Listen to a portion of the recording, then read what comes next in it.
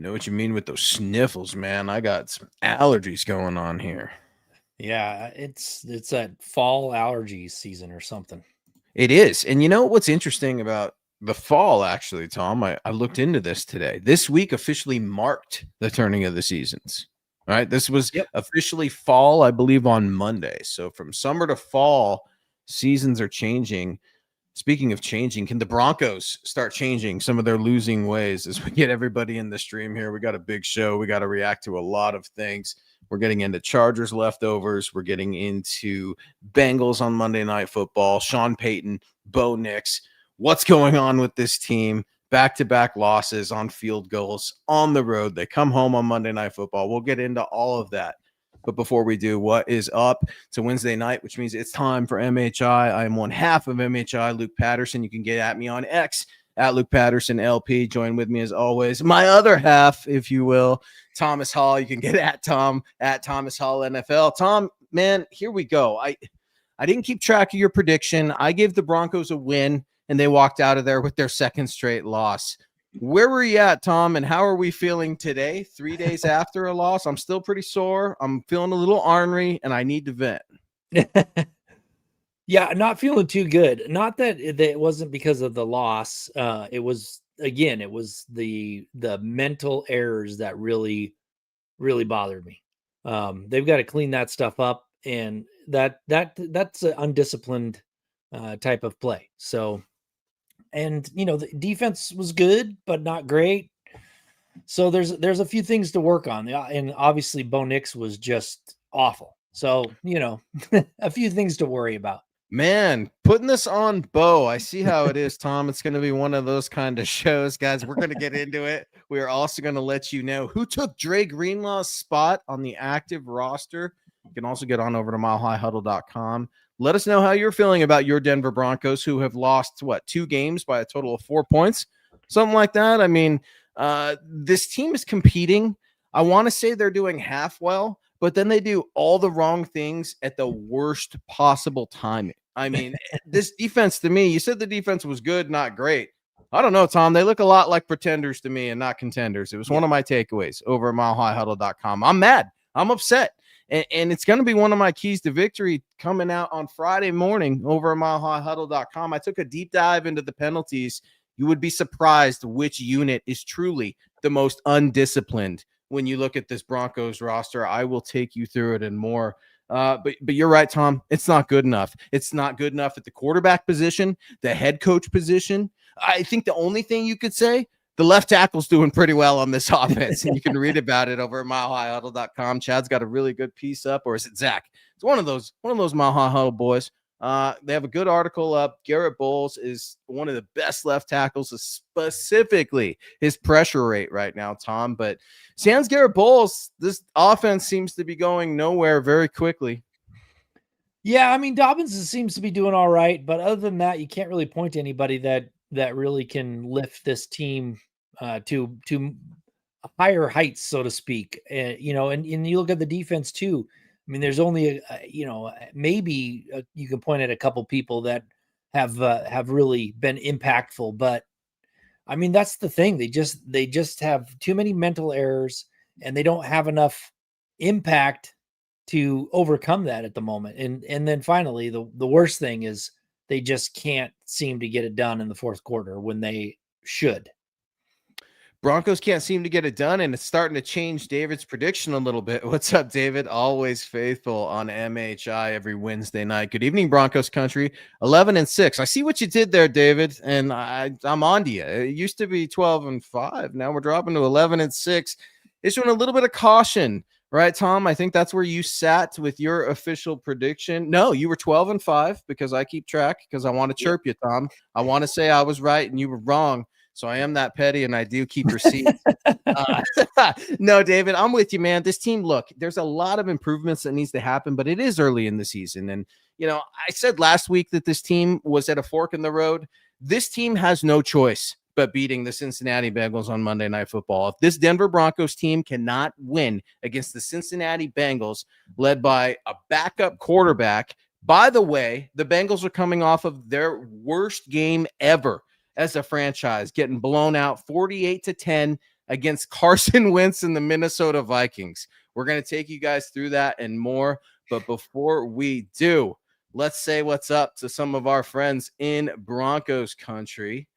And David's always kicking us off. Ernie Mays, I see you in there. Clayton Heron over on Facebook. Guys, you can catch this pod wherever you check out any of your streaming services, really. YouTube, Twitch, X, Facebook. We have got your back. If you can't listen live, please dial us up on iTunes, Spotify, wherever you get your podcast.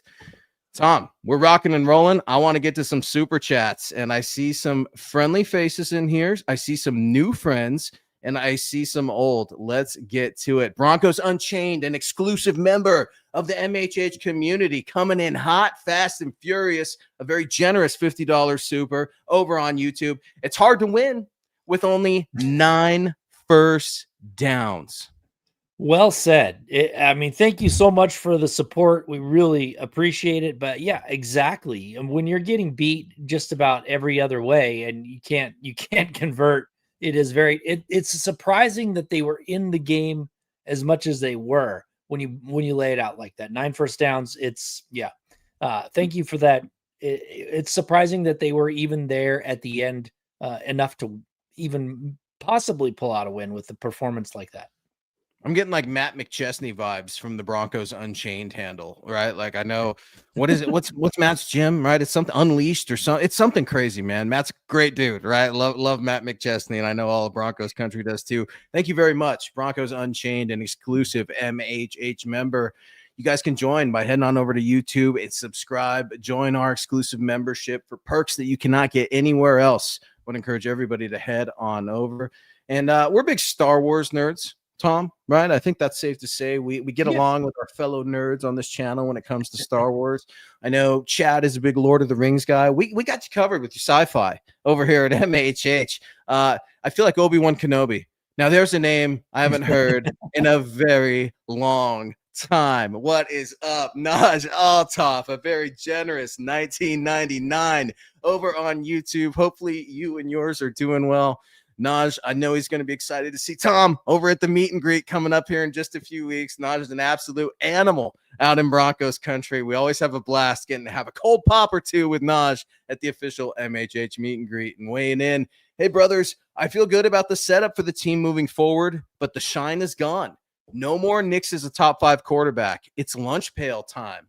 These guys will respond starting this week. There's a lot to unpack there, Naj. I absolutely love it, man. The shine is gone, but that doesn't mean they can't win. What do you think Naj is getting at when he says it's lunch pail time when it comes to Sean Payton's offense?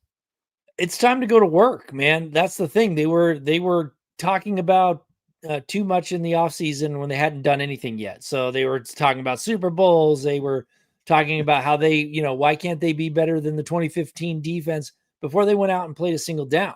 So now it's time to stop talking about it and go out there and actually do some work. Go out there and take care of business and do it the hard way. Don't go out there and try and be flashy. Go out there and do the basic stuff right. Like get your head in the game. So that's what I'm taking from the it's lunch pail time. It's time to go to work and work hard to get this thing turned around. Well, and listen, man, Sean Payton is not without fault either. And don't get me wrong, I'm a Sean Payton guy. I had to have him here in Denver. It is not good enough from Sean Payton right now. Tom, I'm starting to question the infamous 15-play script. All right. I think the days of that are starting to come to an end, or maybe they should. These are not the 1990s anymore where Mike Shanahan could just outclass and outmaster defenses. Sean's tendencies are there. And you could read over at milehighhuddle.com. We had an article up, Chad, about a month ago, and an anonymous scout comes out, right, talking about Sean Payton's offense. And he does so many pre-snap motions and so many different personnels. You don't know if he's going to go 12, 11, 10. What does he want to do with his units? Well, that's all good and fine if you want to try to confuse the defensive coordinator, and maybe you're doing a great job. The Broncos offense need to get first downs. Let's talk about that. Everybody wants to talk about they need to score touchdowns. Before they score touchdowns, can we get more field goals? You got to get first downs to get on the board. And it's something that the Broncos continue to struggle with. I think that's what Naj is definitely getting at when you look at the ultimate lunch pail time. And these guys will respond starting this week. Naj, I'll tell you this. They damn well had better, Because if you're going to roll out a Cincinnati Bengals team that just got smacked in the mouth so bad that trade rumors of Trey Hendrickson are still popping up after they just did that little friendly restructure to get him through the 2025 season. Yeah. Look, you're a bad football team. This fan base will boo you, and expectations for the season will pretty much go down the toilet if you get embarrassed on Monday night. And I don't want to go there, Tom, in week 4, but that's where we're at. Special teams looked improved. Can we say that? A couple bonehead penalties there, but I mean, the Broncos have yet to put together a complete game. Hell, they've only won one game. We're talking about the offense, the defense, and the special team. Great, but not good. Oh, the offense needs to get their lunch pail. Man, this team needs to look competent, at least for 4 quarters. And that's just it. They haven't been. It's it's just the bonehead mistakes, the mistakes that you shouldn't be making now. I gave them a pass in week 1. I was like, okay, they're making these mistakes. They've got to get used to it. Whatever. I made a bunch of excuses. You heard it. It's week 1. This is week 3. They shouldn't be doing that same thing. It was embarrassing to me to sit there. I'm like, I just couldn't believe it for week 3. So they need to get their act together. They need to start to get their heads on straight. They need to stop thinking about Super Bowl. They need to stop thinking about a lot of other things. They need to start thinking about this week coming up and going out and getting a win. Now, I don't want to paint doom and gloom because, I mean, they were, there's 2 games. I mean, they could be 3-0. I mean, really, they were within that grasp being 3-0. And then what would we be talking about? Instead, they couldn't close out the game. So I don't want to paint a gloomy picture, but man, they have got to get their heads right. I'm not going to paint a gloomy picture, but I'm just going to give you some facts here and just a little bit that may make you panic, Tom. So hang on to your seat. Guys, football is back, and Underdog, well, it's the best place to make picks and win money all season long. Playing on Underdog, well, it's easy. You just pick whether your favorite players will go higher or lower on stats like touchdowns, receiving yards, interceptions, and more. That's right. Get your picks right, and you could win up to 5,000 times your cash. You can play with as little as $1. So if you think you've got a bead on what Cortland Sutton is going to have for stats, all right, what they're going to be in week 4, Underdog, download Underdog and win some money. Boom, you guys. I have so much fun playing Underdog and winning money while watching football. Well, that's a touchdown, you guys. Download the app today. Sign up with our promo code. That's MHuddle to score $50 in bonus funds when you play your very first $5. That's promo code MHuddle. Now, millions of fans have already won billions making picks on Underdog. Will you be next? Underdog. Make picks, win money. Be 18 plus, 19 plus in Alabama and Nebraska, 19 plus in Colorado for some games, 21 plus in Arizona, Massachusetts, and Virginia, and present in a state where Underdog Fantasy operates. Terms apply. See assets.underdogfantasy.com/web/play and get terms _DFS_.html for details. Offer not valid in Maryland, Michigan, New Jersey, Ohio, and Pennsylvania. Concerned with your play? Call 1-800-GAMBLER or visit ncpgambling.org. In New York, call the 24/7 HOPE line at 1-877-8-HOPE-NY or text HOPE-NY 467-369. Boom. Broncos country. It's Wednesday night. We are MHI. We are reacting to the Broncos' second consecutive loss to the LA Chargers in LA. Another late last-second field goal that absolutely gut-wrenched the entire fan base. We're also getting you prepped for Monday Night Football with the Cincinnati Bengals, taking you through a few storylines. And how do we get this team back on track? How does Sean Payton get there? Who's to blame? I know Tom's pointing a few fingers at my guy, Bo Nix. I certainly want to get after Sean. Not good enough. And Vance Joseph's defense. Well, I don't know. Look like pretenders to me. Contenders, we'll figure it out. Cody Dubbs coming in. What's up, Cody? An exclusive member of the MHH community. Why not move Bryant to tight end? Sean's done it before. Yeah, somebody needs to do something at tight end, Cody, for crying out loud. And that's putting it nicely, right? We don't have the dump button ready. I can't just curse. It won't get us in trouble and everything else on MHI. But, dude, one of the takeaways, it's been one of my keys. Broncos country continues to ask the question, does Denver have a tight end? Yeah, you don't want to move Bryant to tight end because then he won't be used at all. So let's keep him at wide receiver. Yeah, no, they do. They've got supposedly they had one of the best free agent signings at tight end, and he's done nothing. So now he's injured. So it's one of those things where it's just, you've got to get you've got to scheme up some plays for the tight ends and, get Ingram going when he's healthy and, feed him the ball. That's what you got to do. Well, it's speaking of tight ends, right? It's a position that's kind of synonymous with it, like its cousin. Sometimes they can be used interchangeably. But news of the day: fullback Adam Prentice, he was officially activated, promoted to the 53-man roster. And then news of the day: the Broncos signed cornerback AJ Woods to the practice squad, a former Philadelphia Eagle. Extra. Read all about it. You could check that out over at milehighhuddle.com. Chad's got an article up right now. Let's get into that real quick, man. The tight ends. You talked about the injury to Evan Ingram, man. I was talking to my dad about this today, and he's like, Luke, Evan Ingram, we knew he was injured and hurt, but your guy, Dre Greenlaw, knew the same thing. How you feeling now that he's on IR? And I'm extremely disappointed. Extremely disappointed. I don't know if I should be mad at myself, Sean Payton, or both of us, because, Tom, the injury history was there. We get the news over the weekend that Dre Greenlaw is going to IR. Evan Ingram first had a calf thing, then he had a back thing, and we don't know what the injury report has to store in this week. Remember, Monday Night Football, things get pushed by a day or two. So I think, tomorrow maybe, Chad, earliest for the initial Thursday injury report for a Monday night game.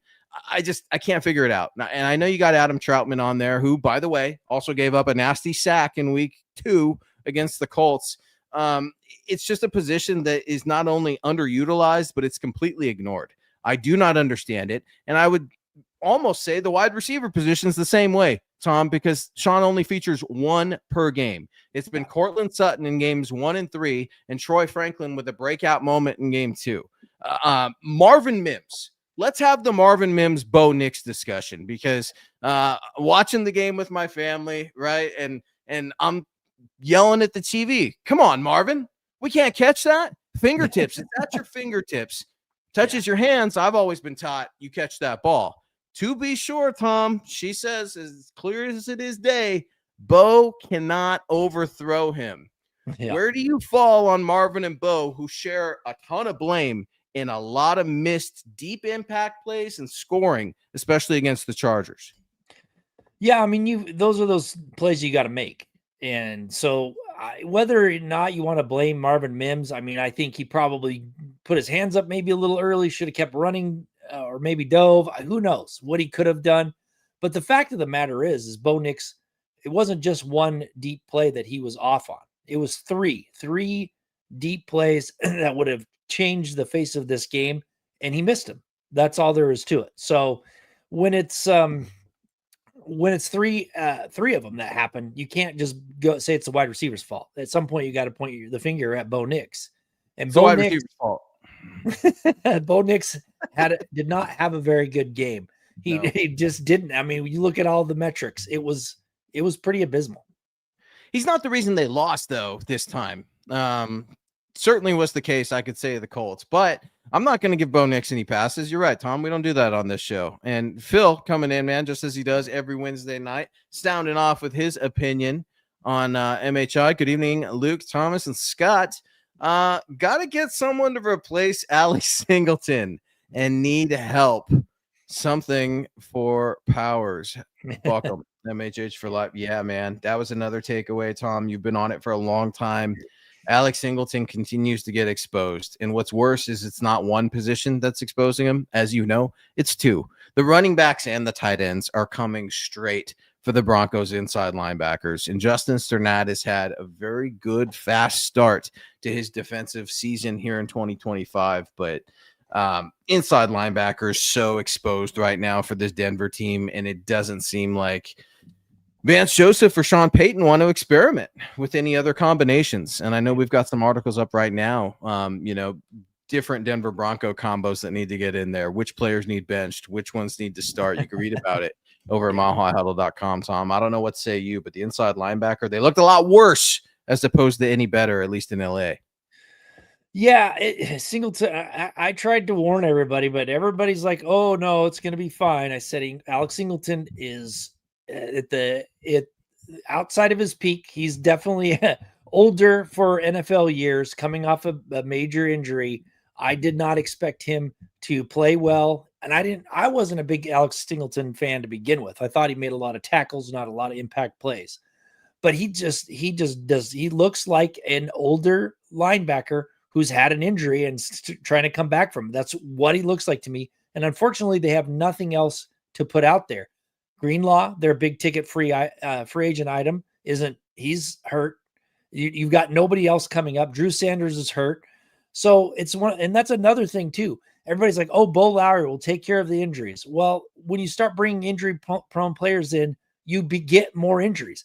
I've been pointing to this over and over again. They started to get less and less injuries because they started to get rid of injury prone players. Now they're bringing them back in, taking a chance on them. And lo and behold, there's more injuries.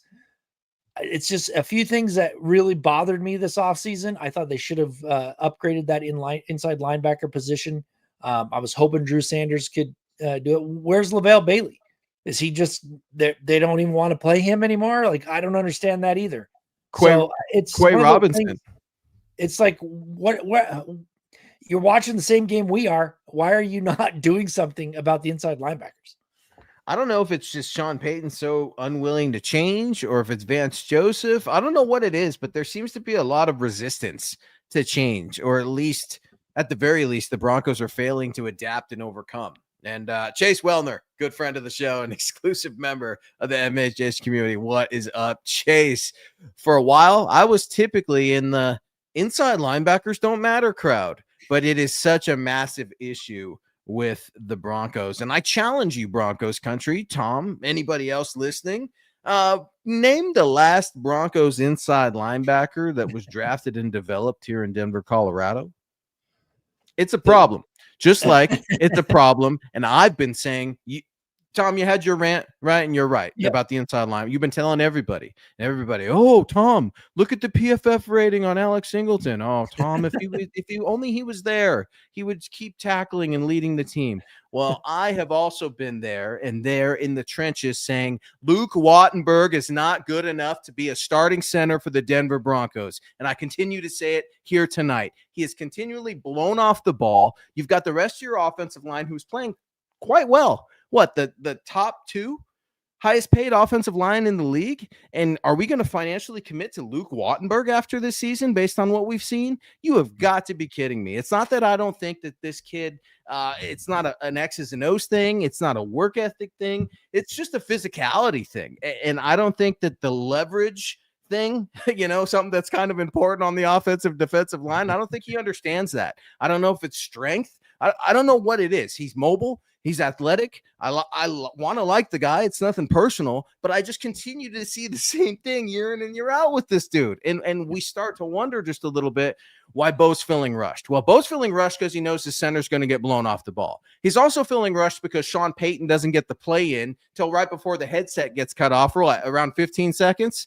I mean, come on, coach. We got to clean some of this stuff up. We're heading into week 4. And if we see a delay of game or at the very least, more offensive penalties this Monday night, you're going to get the boo birds out. Broncos country's frustrated. They were sold Super Bowl, all off season. And you're 1-2 heading into week 4. This is a pivotal game. Do not tell me this is not a must-win game. And I'll tell you, Bo Nix's time to pressure, it was 2.32 seconds. That's how fast it was in week 3. That was the data is not all in yet, but from what we have, that was some of the fastest time to get pressured of any of the quarterbacks in week 3. So if anyone's saying, "Oh no, the offensive line's doing fine," no, they're not. They are getting crushed. Crushed. Crushed. I mean, some of that's got to be on both. I hear you though. Like and I'm going to highlight it. I got it a piece and one of my keys. It's one of my keys. I take a good look at the Broncos own line, but you're right, Tom. It's not good enough. And we can't make excuses. And Leroy Williams, a good friend on Facebook. What's up, man? Thank you for listening to MHI on your Wednesday nights. I asked the question, name me the last Broncos inside linebacker. Hell, we can go outside linebacker if you want to. Danny Trevathan is the only one I can remember. Yeah. That's about it, man. And Yep. Leroy's coming in saying Al Wilson, smoke dog, Al Wilson. We have to say that every time. It's one of the best nicknames of all time. And DJ Williams, man, as you know, Tom, Al Wilson's one of my favorite Broncos ever. Absolutely ever. I've never got to have a run in with him. And I'm not an autograph guy, right? And we don't do that in the media. There are a lot of fanboys out there. We're not one of them. We're not two of them, at least here on this show, man. And I would say this, though. If I could have an autograph of a Bronco, I think I'd take Al Wilson, man, because my childhood watching 56, man, and he played with such a physicality that it ultimately shortened his career. And I don't have to tell you that, Tom, a good historian, and I'd encourage everybody, check out Legends, man, some good linebacker history over on Legends of Mile High, and you can get that, Leroy, over on Spotify, iTunes. Type it in, Legends of Mile High. It's an MHH podcast. Tom had some really, really cool interviews, some Ring of Famers, a really cool pod, man, that I think, a lot of folks say, Tom, we got to bring that back. And I know your plate is full, but I would encourage our friends, man, go take a look at it, because this team doesn't invest. Broncos country's right at the inside linebacker position. It continues to be a problem. You can't just buy free agents. And maybe that's the lesson to be had here, Tom. It's something that you caution everybody on every offseason, saying, well, yeah, you can go to the draft, but you get a lot of value in the depth of it. Free agency, you tend to overpay versus what you get in terms of play. And you're right now. When you look at the Broncos' top 4 agents, seriously, and I hate to say it, Tom, I don't like giving you your flowers, especially on our show. But you're right. Look at the Broncos' top 4 players. And again, talking to my dad about this today, he's like, your guy, Dre Greenlaw, out, not doing anything first 4 weeks for you. Evan Ingram, out, not doing much for you, right? It had a couple of snaps and caught a couple of balls. But then you got 2 guys who are doing quite well. And I want to talk about Hufanga and his level of play at the safety position. Dude is trying his best out there, but still at times playing a little bit out of position. And how about J.K. Dobbins? I told you, Broncos country, the Dobbins revenge game was coming. He doubled down, a touchdown in every single game. What, 50%? I guess that's okay, right? You got Dobbins and Hufanga on one hand, Ingram and Greenlaw sitting in the injury room, getting iced up. Yeah, I've been pretty impressed with Hufanga. I think he's one of the bright spots really on the defense from all their, some of their struggles. I think, he can play a little bit better, but really, I mean, he's created some impact. So I've been pretty happy with that signing. He's another one that had that injury history. So let's knock on wood that he, continues to stay healthy and can be out there. But it's just, there's a lot of things that are happening with that defense that just, it's uncharacteristic right now. I mean, Pat Surtain, not actually following through with the tackle. You get that long run at the very start. I mean, just things like that just like you got to shake your head. Like, what the heck is going on? Greg coming in, man, giving me some love. Thank you, Greg. It's been a minute, man. Hopefully you and your family are doing well over on Facebook. Luke, thank you. Luke Wattenberg is alive. I love the name. Can't stand the play. I can't do it, man. And it's not like I got somebody that I want him to be replaced by. What? Alex Forsyth, everybody? No. Like not an upgrade, just a switch. And any momentum, if we want to call it that, momentum, if you will, that Luke Wattenberg has with his young quarterback. I mean, I don't think Alex Forsyth is just going to pick that up. Maybe he will. I don't know. They're college teammates at Oregon. That's the big to-do, right? Over there in the offensive line room. I don't know. It's disappointing to me, and because we continue to bring that up too. Like, what do you want to do in the draft? What do you want to do in free agency? Do you want to develop anybody? Do you want to have a farm system of sorts? How come the Pittsburgh Steelers and the Baltimore Ravens have solid defenses that carry their teams into the postseason every year? Because they know how to draft and develop, Tom. You know this. You talk about it every offseason. It drives me absolutely crazy. And, George has a lot of good hits right now, George Payton, but he also still has some misses. Yeah. And I am still left wondering what is going on there. Let's talk about the secondary. We need to get into it. You brought up Pat Surtain, and we can't let the reigning defensive player off the hook when he screws up. And I do wonder if he's banged up, right? That ankle, that lower leg thing that happened in Indy. But there's no excuse, Tom. As you know, if you're out there, you are expected to perform. You're expected to do your job to the best of your ability. I think it's time to talk about Jahdae Barron at least a little bit, man, who's out there competing, especially on special teams. But Unchained's coming back in saying, look, he's not being talked about because he's holding his own. It's just not always in explosive plays. I've been happy with Jahdae Barron, but I'm more concerned with Riley Moss. Riley Moss continues to be a player that is vigorously debated, at least over on X, when I pull out social media, right? Worst thing ever, go on X. And you see the lovers of Riley Moss, and you see the dudes that just, and dudettes, whoever, right? They just can't wait to get Jahdae Barron in. Tom, what are you seeing from the Broncos secondary? Because I got to tell you, at times, Riley Moss looks borderline either out of shape to me or out of position at best. I know he's a track star. I know he's a freak athlete. Why is he getting beat so bad so early? I don't know why. I wish I could tell you. If I could tell you, I probably wouldn't be sitting in the seat. I'd be. But he's getting beat, right? It's not just me. Yeah, for sure. But the thing about it for me is this secondary was supposed to be tops in the league. I mean, it had the makings of it.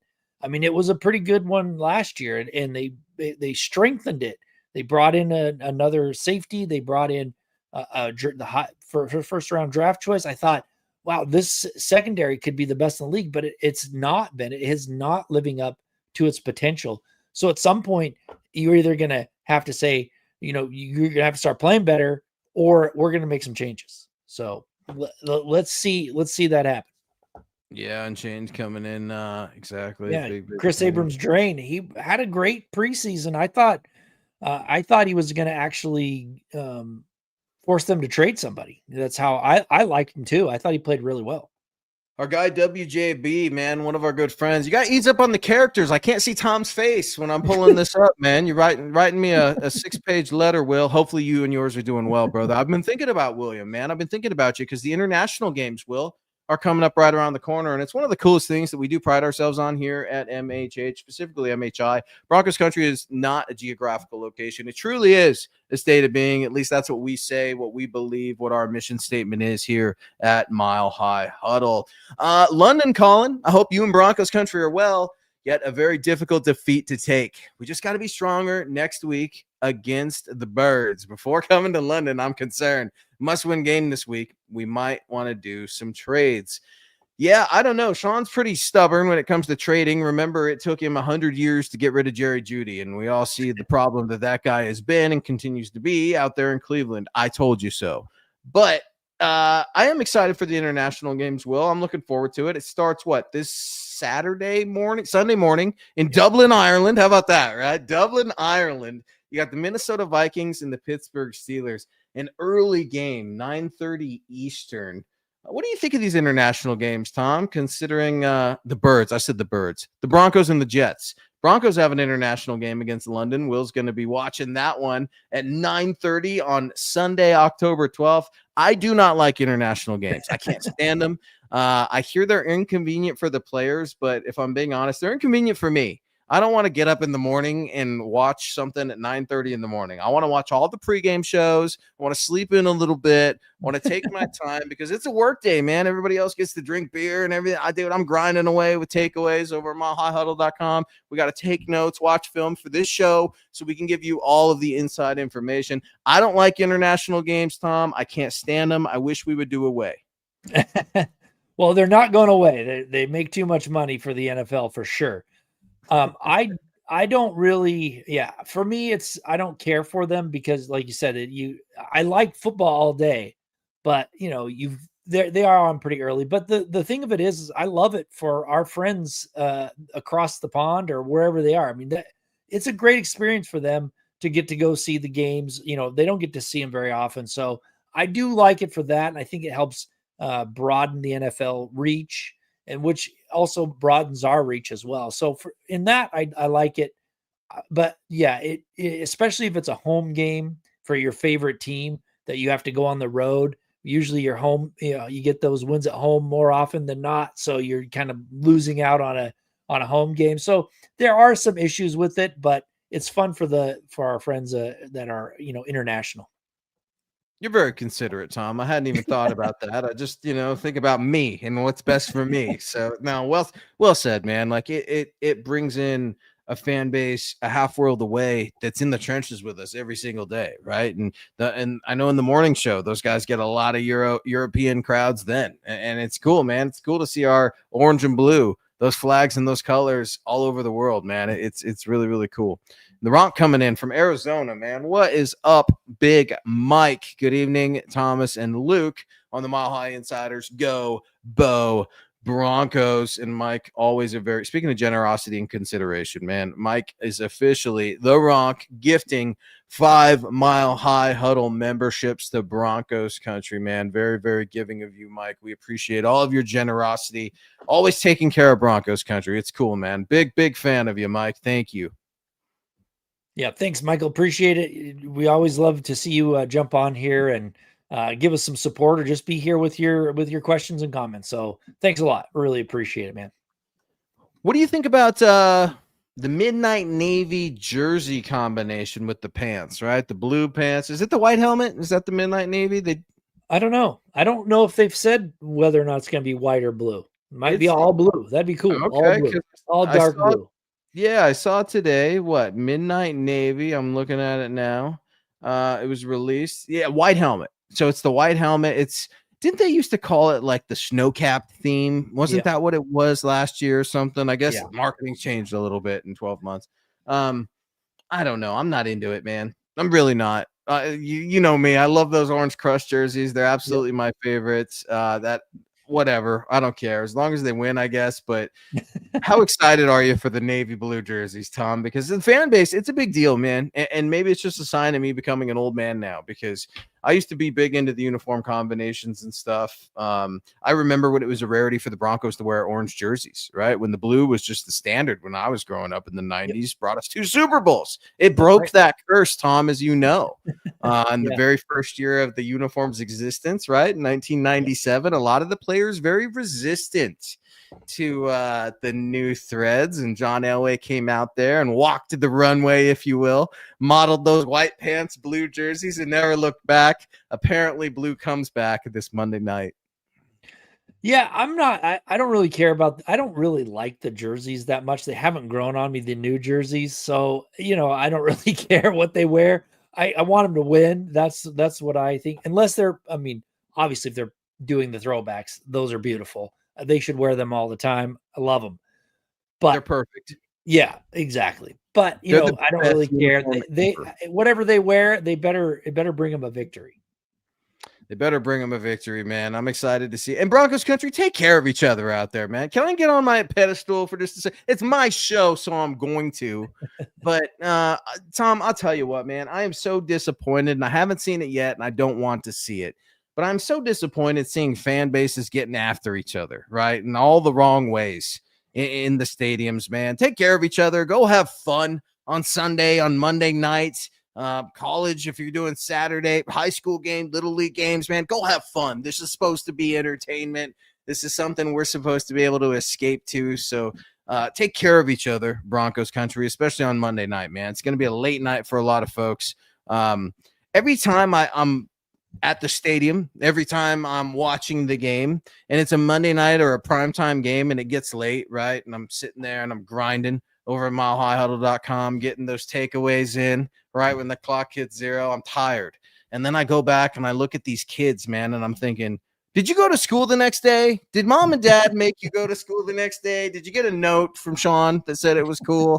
I don't know, man. It's crazy. Some of these games get pretty late, and then you have to consider the fact too, Monday Night Football, what's a doubleheader? I think the Dolphins are playing also that night. I don't remember their opponent because, well, it's the Dolphins, but hey.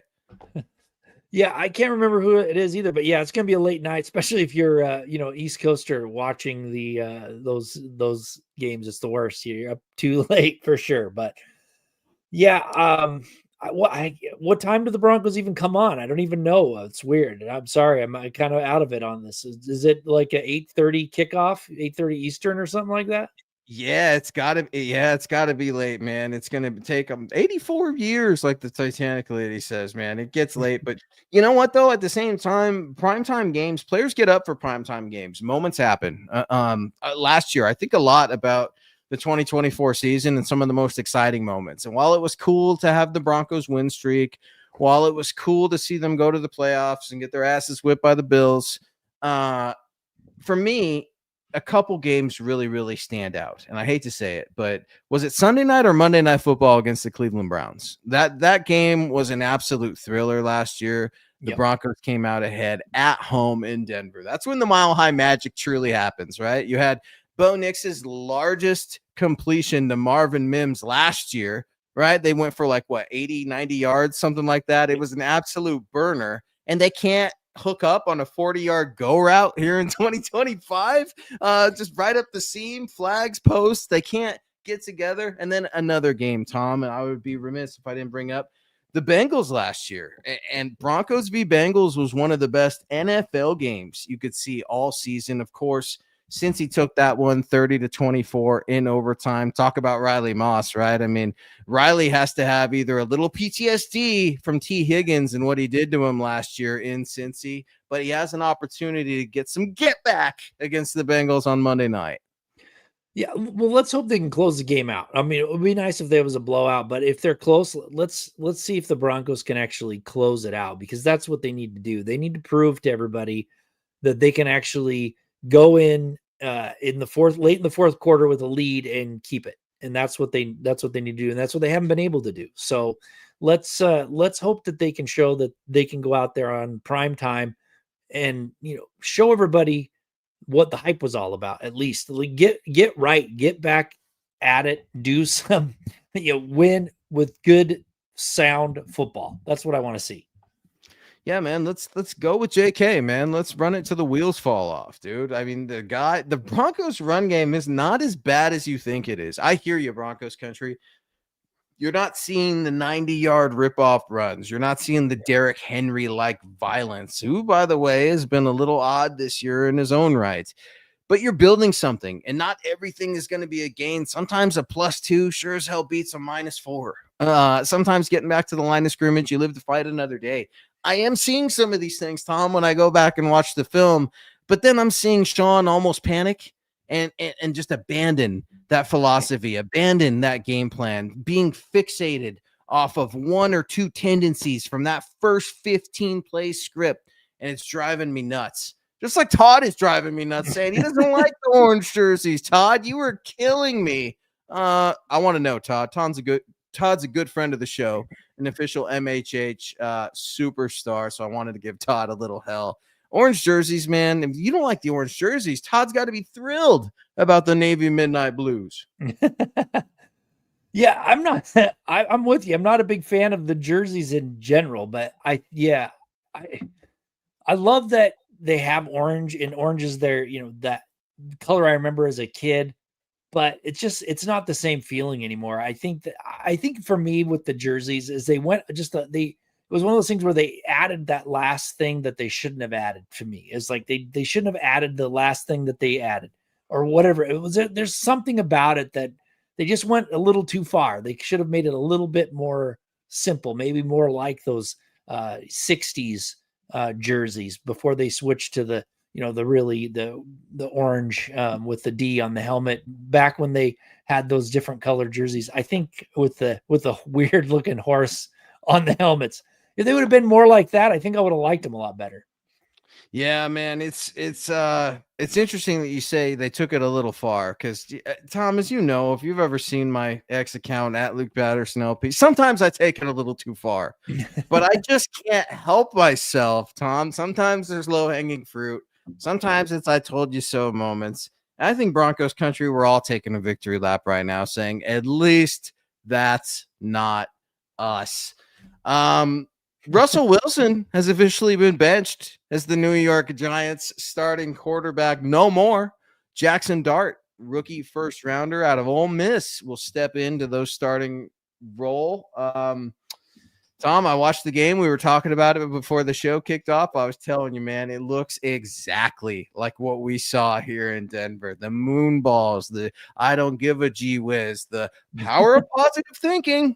Russell Wilson, will he see another game as a Broncos starter? I ask you this question every year. Tom, I know you're going to say yes, but you have to tell me the team. Which team will Russell Wilson be on to start his next football game? Oh, wow. I've got no idea. It's the Saints, maybe.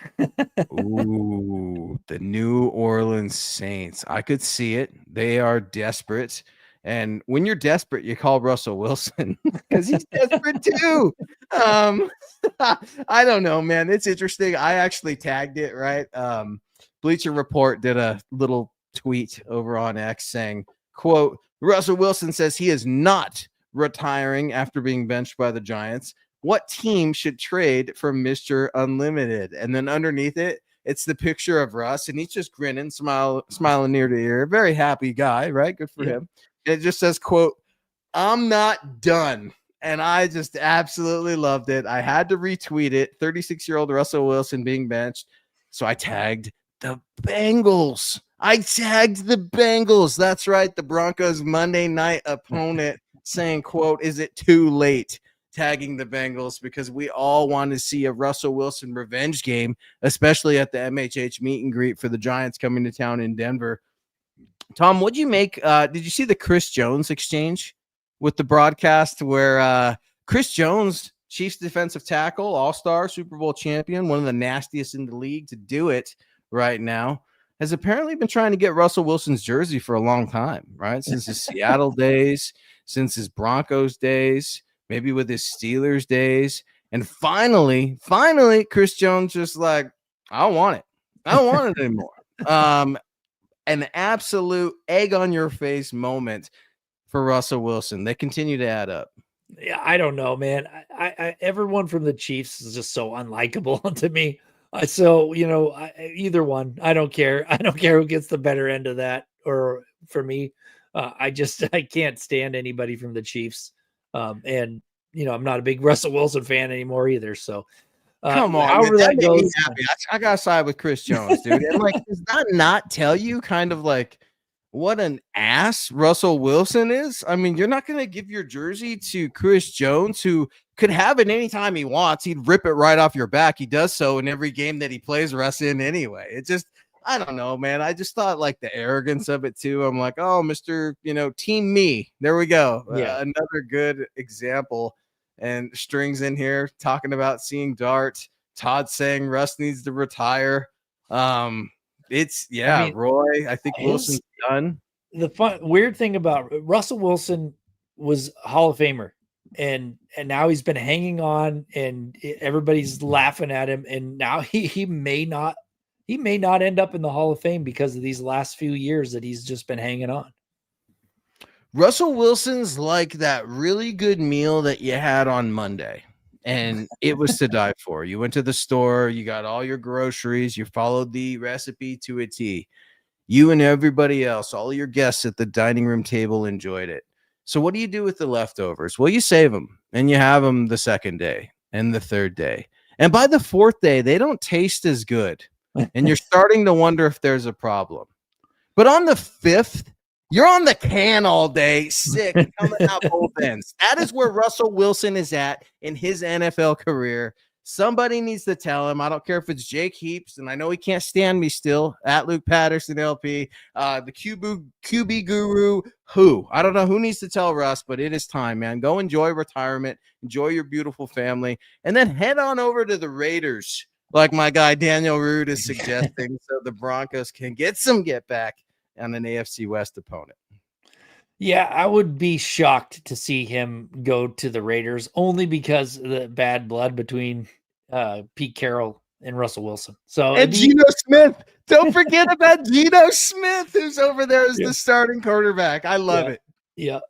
I whatever it takes to keep the Raiders at the bottom of the barrel is fine with me. So if that means a big Russ fiasco on the Raiders, I'd love to watch it. Well, and if something happened to Jackson Dart, right? If something happened to Jackson Dart, Jameis Winston is coming into play. Like Russell Wilson is not coming back to start any more games for the Giants. And I don't know what Dabble's thinking as the head coach, right? You're going to continue to give wherever this guy goes, you're going to give him a captain's patch just to make it look better when you name him the starting quarterback at the beginning of the season. I mean, what is somebody going to go rip that gold patch right off of his overinflated chest? Because it's just going to be sitting there on the bench all day, every day. And don't tell me about the Walter Payton Man of the Year award, because we all know there's some tax evasion going on there, Russ. Anyway, team me. I digress. String guy coming in. Russ and Joe Flacco are going to be playing until they draw Social Security. That's right. Joe Flacco and the Cleveland Browns, man, earning a dub last week, dude. Joe, still in the league. Yeah, two former Broncos are still out there slinging for some teams. But man, yeah, it's they'll be around as long as they until they, like you said, until the wheels fall off completely. Well, and speaking of that, what's going on with Drew Lock? Is he still with the Seahawks? No, I think he was with the Giants last year, and I don't know where he is now, but he's throwing an interception somewhere, I'm sure. It's always interesting when we look at these former quarterbacks, and guys, I know Bo needs to pick it up. Sean and Bo need to figure it out, but there are more problems than just Bo right now. We've talked about it. You're only featuring one wide receiver per game. It's been Cortland Sutton. One time it's been Troy Franklin. Not exactly a trend when Troy's done it once in his NFL career. You have 0 tight ends to really spread the ball around. Adam Troutman touchdowns are very nice, but tight ends aren't being utilized for first downs. They're not being utilized to take pressure off of your young quarterback. Just like the run game is just being abandoned. It's right when it's starting to get hot. And you're starting to let J.K. Dobbins do your thing. And I don't know if Sean just doesn't trust Quadzilla yet, young C.J. Harvey, or what. But continue to feed these guys. I'm with you. Dobbins is your undisputed starter. We got it. You've made that abundantly clear. But I just feel like C.J. Harvey's usage has been so sparingly, Tom. I mean, it just seems random. It seems sporadic. It doesn't seem like there's any rhyme or reason to it. And I just can't figure out this lack of personnel that's coming from Sean. It's supposed to be his thing, finding personnel, bunch of groups, bunch of pre-snap motions, and it just seems like all he's doing is confusing his guys, and they're getting frustrated.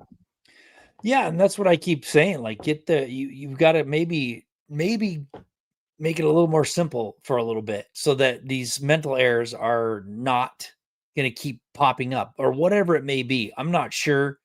I think he's, I don't mind his play calling so much. I mean, I think he's got decent plays. It's the fact that they're still committing the mental errors. That's where I'm starting to fall down with Sean Payton. It's like, you're the leader of this team. That's on you. If everyone's going to continue to have these mental errors that they've been having, and they've been pretty bad. So that's the buck stops at the top, and that's with Sean Payton. It's time to start doing something about the mental errors. Todd's trying to trigger me on the way out of here, man, and he does a good job. You're ornery, Todd, and it takes one to know one, and I salute you for it. Eric gave me a lot of grief saying I wanted Noah Fant to come back. Our tight end situation would be a lot better if Fant was in Denver. I gave you a lot of grief too, and Eric was right to do so, because I do not want Noah Fant here in Denver. He's with the Bengals, right? No, and we're gonna see Noah. How about that? You're gonna see Noah, and Noah's probably going to expose your inside linebackers, Alex Singleton and Justin Sternad. It's less of a Noah thing, Todd, and more of a Broncos inside linebacker problem thing. So just try to consider it that way. But you're right, man. It's going to be tough, though, when a former Broncos doing more damage to you than they used to do to Denver's opponents. And point well taken, Todd. You're right. The Broncos got to figure it out at the tight end position. It's going to be tough. And Broncos country coming back in. WJB, I appreciate it. Todd, I appreciate it. Drew Lock is back in Seattle. So second stint with Drew in the Seattle Seahawks. We're going to start to wrap up the show. We'll have a final 1 or 2 minute warning to get your final comments in. This is a winnable game for obviously the Denver Broncos, who are hosting the Cincinnati Bengals. I know a lot of Broncos country feels like they want to overlook this game because Joe Burrow's out. Obviously, Joe Burrow, lower leg injury, went on IR after week 2, or during week 2 rather. And it's hard to get up for Jake Browning. I hear you, but if there's a lesson to be learned the last 2 weeks, especially against the Colts, do not overlook your opponent ever in this league. Because if you do, you get beat in back-to-back games in the exact same way. And I'll take you through 3 keys to a Broncos victory. They're different every single week. They're not lazy. And I see other publications out there, and I see what you're doing, copying some of these keys. I also see what you're doing using the AI. Act right. This is an art. Make sure you head on over to milehighhuddle.com and support all of us. I also encourage everybody, head on over to gridironintelligence.com. Tom has been slaving away with his team to bring some advanced analytics to the game that we love here in the NFL. Tom, any interesting trends that you can tease us with, or what are you seeing from a gridiron lens, or something that's really concerning you or should bring Broncos country a little relief? I'll let you take your pick. Well, we have an elite score for which it actually is a score that combines elite characteristics for quarterbacks, certain plays that they can make that, you would say that's an elite quarterback. Unfortunately, Bo Nix was the worst one this week 3 of all the folks that have gotten data in so far. So that's pretty concerning to me. He needs to clean that up. And I'm talking about plays that need to be made, like when you really need your quarterback to make a play. That's what I'm talking about. So, elite skills. Not saying that he can't become elite. I'm not saying that's a trend, but that is definitely one thing that is concerning to me. The other one is the time to pressure. That was a fast time to pressure against the Chargers. You can't, if you're a quarterback and you're trying to get it right, you can't have somebody in your face immediately causing you to throw early or whatever. So those are a couple things that are bothering me. The one thing that I did like was J.K. Dobbins was getting hit. He wasn't even getting really a yard on average in week 3, and he was getting hit. His first contact was happening less than a yard, and he was still producing positive plays. So that's another good thing that I saw that I'm hoping can continue. Yeah, what also is interesting is you're getting a different perspective from San Diego Ross coming in here with $5 over on YouTube. Behind enemy lines, taking a peek behind what the Chargers think, at least the Chargers fan here. I just want to say that the Denver defense is legit. Justin Herbert had to make a superhuman play. You guys will be fine. See you in January. I want to, it's bad with the Broncos defense, in my opinion, when I want to fight this Chargers opinion when he's giving a compliment to Denver's defense, because I got to go against you here, Ross. I appreciate the love, man, especially Broncos country. You're trying to uplift us. You're trying to show respect, and I got to give some right back. What Justin Herbert did to that Broncos defense, Tom, left my jaw on the ground. Justin Herbert got knocked, hit, rattled, stepped on, everything under the sun, and he kept fighting back. And I think you see the maturation over the last years coming to form this elite quarterback that is Justin Herbert. Yeah. I'm impressed, and dare I say, I'm intimidated by what Justin Herbert can do in the AFC West. Yeah, he's playing like one of the best quarterbacks in the league right now, if not the best. He really is. I mean, you look at what you can see on the field with your eyes, and you can look at the metrics. He's definitely one of the top QBs right now in the league. So the way you're right.